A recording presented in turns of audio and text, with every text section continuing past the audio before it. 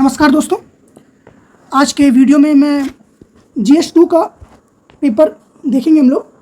और इसमें आपको बता दें 2024 का ये पेपर है। और पॉलिटी से इसमें 9 क्वेश्चन आए हैं, IR से इसमें 4 क्वेश्चन आए हैं और कॉन्स्टिट्यूशन से और सोशल जस्टिस से आपको इसमें लगभग 7 क्वेश्चन देखने को मिलेंगे। चलिए पेपर को शुरू करते हैं। पहला क्वेश्चन है, examine the need of electoral reforms as suggested by various committee with a particular reference to one nation one election principles. So यहाँ पे वन नेशन वन इलेक्शन बहुत ही मेन टॉपिक रहा है और उसी पे क्वेश्चन आया हुआ है। Various committee Ramnath Kovind panel के बारे में डिस्कस किया गया है और उसी के रिफॉर्म्स को हमको लिखना है। तो ये करंट अफेयर का अच्छा क्वेश्चन है और इसमें आपको अपडेटेड रहना चाहिए था। अगला क्वेश्चन है, explain and distinguish between Lok Adalat और arbitration tribunals whether they entertain civil as well as criminal cases.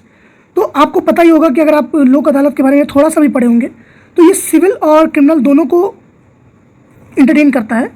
Criminal कुछ केसेस होते हैं उन्हीं को इंटरटेन करता है और आर्बिट्रेशन ट्रिब्यूनल की जहाँ तक बात करी जाए तो ये सिविल केसेस को ही देखते हैं और ये गवर्नमेंटेड नहीं होते मोस्टली। और लोक अदालत से इसको कंपेयर किया गया है। अब आपको पता होना चाहिए कि लोक अदालत के जो डिसीजंस होते हैं वो बाइंडिंग होते हैं, कंसेंसस भी होते हैं, सुलह करवाई जाती है कह सकते हैं। ये टॉपिक ऐसा नहीं है कि कुछ अलग आ गया, ये मेन टॉपिक्स है तो ये आपको आना चाहिए था। ठीक है, इसको आप तैयार करिए। अगर आप सिर्फ क्वेश्चंस देख रहे हैं तो आपको याद रखना है कि लोकल अदालत और ट्रिब्यूनल्स बहुत ही इंपॉर्टेंट है। नेक्स्ट क्वेश्चन है the growth of cabinet system is practically resulted into marginalisation of parliamentary supremacy. तो इस स्टेटमेंट दिया गया है, इसको आपको इलुसिडेट करना है और कैसे कि कैबिनेट सिस्टम एक मार्जिनलाइजेशन हो रहा है उसका पार्लियामेंट्री सुप्रीमेसी में। तो आप देखेंगे कैबिनेट एक पावर बन के उभर रहा है, उसी चीज़ को आपको दर्शाना है इस क्वेश्चन में 150 वर्ड्स में। नेक्स्ट क्वेश्चन है, duty of the controller and auditor general. तो यहाँ पे CAG पे क्वेश्चन आया है, is not merely to ensure the legality of the expenditure but also its propriety. Comment, इस चीज़ पे आपको कमेंट करना है कि उसके औचित्य को भी सुनिश्चित करना उसका काम है, हालांकि ना कि सिर्फ व्यय की लीगलिटी की वैधता देखना। तो यहाँ पे ये क्वेश्चन बहुत ही मेन टॉपिक से आया है। ये थीम आपको याद रखनी है, CAG आपको तैयार रखना है, कैबिनेट सिस्टम पे आपको फोकस करना है, लोक अदालत और ट्रिब्यूनल्स पे आपको फोकस करना है और ये तो करंट अफेयर बेस्ड क्वेश्चन था ही। Analyse the role of local bodies in providing good governance at local level and bring out pros and cons merging the rural local bodies with urban local bodies. तो अगर आप rural और urban को मर्ज कर देते हैं लोकल बॉडीज़ को तो उसके क्या प्रोज एंड कॉन्स होंगे ये आपको बताना है। ये बहुत ही अच्छा क्वेश्चन था, कॉन्सेप्ट बेस्ड था और ये क्वेश्चन मेनली गवर्नेंस का ही था। ओके, फिर अगला क्वेश्चन है, public charitable trust have the potential to make India's development more inclusive as well they relate to certain vital public issue. Comment. तो ये पब्लिक चैरिटेबल ट्रस्ट का क्वेश्चन है, ये गवर्नेंस का सीधा टॉपिक का क्वेश्चन है और ये कैसे पोटेंशियल है एज अ इंडियाज डेवलपमेंट पे ये आपको बताना है। ये अच्छा क्वेश्चन है। नेक्स्ट क्वेश्चन है पॉवर्टी पे, poverty and malnutrition creates a very vicious cycle adversely affected human capital formation, what step can be taken to break the cycle. तो पॉवर्टी और माल न्यूट्रिशन पे 2022 में भी क्वेश्चन आया था, आपको पता होगा अगर आप प्रीवियस ईयर क्वेश्चन देखे होंगे। और ये पॉवर्टी आपको पता होना चाहिए कि SDG फर्स्ट है कि SDG फर्स्ट के थ्रू हमारा गोल भी है और हंगर भी हमारा SDG 2 है। तो माल न्यूट्रिशन थोड़ा वहीं से कनेक्टेड है। तो इस पे आपको ह्यूमन कैपिटल फॉर्मेशन में कैसे एक रोड़ा है उस चीज़ को दिखाना है और ये अच्छा क्वेश्चन है। अगला क्वेश्चन है, doctrine of democratic governance makes it necessary that the public perception of the integrity and commitment of the civil servants become absolutely positive, discuss. तो ये क्वेश्चन थोड़ा ट्रिकी है। डॉक्ट्रिन ऑफ डेमोक्रेटिक गवर्नेंस पे आपको बताना है कि ये नेसेसरी बना देता है कि public perception of integrity and commitment, ये थोड़ा गवर्नेंस GS4 के टॉपिक से मिल के बनाया गया है। ये सिविल सर्वेंट्स का टॉपिक है, ये आप ARC वगैरह में पढ़ते हैं, तो अगर आपका ARC वगैरह तैयार होता तो आप इस चीज़ को ज़्यादा अच्छे से डिफाइन कर पाते कि प्रजातांत्रिक शासन का सिद्धांत यह अनिवार्य करता है कि लोक सेवकों की सत्यनिष्ठा और प्रतिबद्धता के प्रति लोक धारणा पूर्णतः सकारात्मक बनी रहे। तो कैसे मतलब कि पब्लिक परसेप्शन अच्छा बना रहे सिविल सर्वेंट्स को लेके, इस पे आपको डिस्कस करना है। ये थोड़ा सा कनेक्टेड है आजकल जो UPSC के अगेंस्ट कुछ चीज़ें चल रही हैं और जो रिफॉर्म्स की बात करी जा रही है उस पर ये क्वेश्चन है।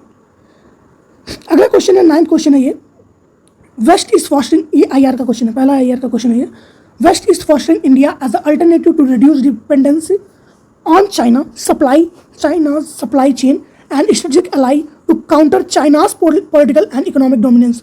तो वेस्ट कैसे फॉस्टर कर रहा है इंडिया को as a alternative to reduce dependency on China's supply.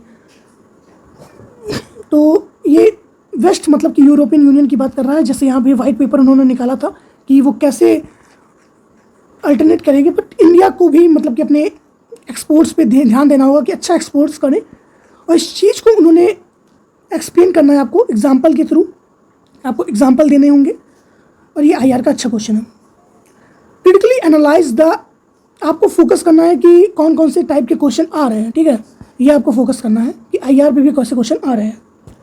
Critically analyse India's evolving diplomatic, economic and strategic relation with central Asian republics, highlighting their increasing significance in the regional and global geopolitics. तो जैसा कि अभी honourable prime minister diplomatic tour पे गए थे central Asia republics के, तो उसके बारे में फोकस करता है कि इंडिया इवॉल्व कैसे कर रहा है diplomatic, economic and strategic relation central Asia से, और उसकी सिग्निफिकेंस क्या है इंडिया के एज अ ग्लोबल पावर कह सकते हैं या रीजनल और जियोपॉलिटिक्स में। तो अगला क्वेश्चन है, what are the aim and objective of recently passed enforced the public examination act, that is prevention of unfair means act 2024, whether university states education boards examinations too are covered in the act. तो इसमें पूछा गया है, ये कह सकते हैं current based totally question है, और इसमें आपको जो prevention of unfair means act आया है उसके ऊपर क्वेश्चन पूछा गया है कि उसकी एम्स एंड ऑब्जेक्टिव क्या है, जैसे कि जो चीटिंग वगैरह होती है उस पर है, और पेपर लीक होता है उसके ऊपर है, और ये वेदर और क्या ये स्टेट एजुकेशन बोर्ड्स वगैरह को भी कवर करता है। तो yes of course it is covering कह सकते हैं। अगला क्वेश्चन है 12th का 12वां question, right to privacy is intrinsic to life and personal liberty and inherently protected under the article 21 of the constitution. Explain करना है इस चीज़ को आपको। In this reference discuss the law relating to DNA testing of child in the womb to establish its paternity. तो DNA testing पे यहाँ पे क्वेश्चन पूछा गया है कि ये लॉज को आप रिलेट करेंगे कि जो टेस्टिंग होती है वो भी क्या राइट टू प्राइवेसी के अंदर आती है या नहीं आती है। सो ये भी बहुत अच्छा क्वेश्चन है, लेकिन ये आपको पता होना चाहिए कि article 21 is most important article in the fundamental rights. तो ये आपको अच्छे से लिखना होगा, अच्छे से कवर करिएगा। जब आप कवर करिएगा, what changes has union government recently introduced the domain of central state relation, कैसा चेंज हुआ है रिलेशन इनका, और suggest the measure to adopt to build the trust between the central and the state and strengthening federalism। तो federalism बहुत ही most important topic रहा है, और इसी के ऊपर सेंट्रल स्टेट रिलेशन के बारे में क्वेश्चन आया है कि क्या क्या चेंजेस हुए हैं जब से GST आई है, तब से इस पे क्वेश्चन आने स्टार्ट हो गए हैं, और जब से प्लानिंग कमीशन को नीति आयोग में चेंज किया गया है तब से ये क्वेश्चन आते रहे हैं। तो इस पर आप फोकस करिए। Explain the reason for the growth of PIL in India, as a result it has the Indian Supreme Court emerge as a world most powerful judiciary. तो पहली बात तो आपको PIL को डिफाइन करना होगा, एक्सप्लेन करना होगा उसकी ग्रोथ को, PIL कैसे आया, कौन कौन से केसेस से आया, ठीक है, कब आया, ठीक है, और कैसे ये सुप्रीम कोर्ट को एक्टिविज्म की ओर लेके जा रहा है। ये बहुत ही इंपॉर्टेंट टॉपिक है, ऐसा नहीं है पहली बार पूछा गया है। अगर आप प्रीवियस ईयर क्वेश्चन पेपर देखेंगे तो आपको पता चलेगा इस पे क्वेश्चन पूछे गए। तो ये इंपॉर्टेंट थीम है, ठीक है, UPSC की। India as a secular state को डिस्कस करना है, आपको कंपेयर करना है सेकुलर प्रिंसिपल को यूएस कॉन्स्टिट्यूशन से। अभी आपको बता दें कि इसको कंपेयर करा जा चुका है फ्रांस से, शायद 22 या 23 में आया था क्वेश्चन। तो ये इंपॉर्टेंट थीम है, इसको आपको पता होना चाहिए। अगला क्वेश्चन है citizens charter has been landmark initiative in ensuring citizen centric administration. तो सिटीजन चार्टर एक लैंडमार्क इनिशिएटिव रहा है, but it is yet to reach its full potential. But इसको पोटेंशियल में पहुंचने के लिए बहुत टाइम है। Identify the factors hindering the realisation of its promises and suggest measures to in overcome them. आपको आइडेंटिफाई करना है फैक्टर्स जो हिंडर करते हैं प्रोमिसेस को, और सजेस्ट कर उसका ओवरकम कैसे हिंडर करते हैं सिटीजन चार्टर के उसके लैंडमार्क इनिशिएटिव को, और कैसे इस मतलब चैलेंजेस और सजेशंस आपसे पूछा गया है सिटीजन चार्टर पे। ये गवर्नेंस का मोस्ट इंपॉर्टेंट क्वेश्चन है, तो ये आपको तैयार होना चाहिए, मतलब थीम बेस्ड क्वेश्चन है। In a crucial domain like public health care system, the Indian state should play a vital role to contain the adverse impact of marketization of the system, suggest some measures through which the state can enhance the reach of public health care at grassroots level। तो यहाँ पे public health care system पे question आया हुआ है Indian state के, और कैसे ये क्रूशियल और वाइटल रोल प्ले करके हम इम्पैक्ट कर सकते हैं मार्केटलाइजेशन पे। ये क्वेश्चन बहुत ही अच्छा भी है और डिफ़िकल्ट भी है। हेल्थ का है SDG 3, ये आपको पता होना चाहिए। बाकी अगला क्वेश्चन है e governance is not just about the routine application of digital technology. E governance के ऊपर क्वेश्चन है कि वो एक रूटीन एप्लीकेशन नहीं है डिजिटल टेक्नोलॉजी का डिलीवरी प्रोसेस में। It is much about to multifarious interaction of ensuring transparency and accountability. ये बहुत ही ज़्यादा GS4 के टॉपिक से मिलता जुलता क्वेश्चन है। ई गवर्नेंस पे क्वेश्चन आया ये, और इन दिस कॉन्टेक्स्ट इलस्ट्रेटिव आपको इवेल्युएट करना है the role of interactive service model को ऑफ द ई गवर्नेंस को। अगला क्वेश्चन टेररिज्म पे है। टेररिज्म एक थीम है GS2 की, बहुत ही important. Terrorism has become a significant threat to global peace and security. Evaluate the effectiveness and of the UNSC counter terrorism committee, that is CTC, and associate bodies in addressing the mitigating this treatment at the international level.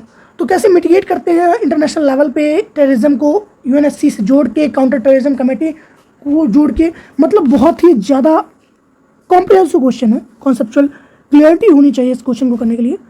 Discuss the geopolitical and geostrategic importance of Maldives. तो India Maldives relations पे question आया है, Maldives for India, and focus the global trade energy flow.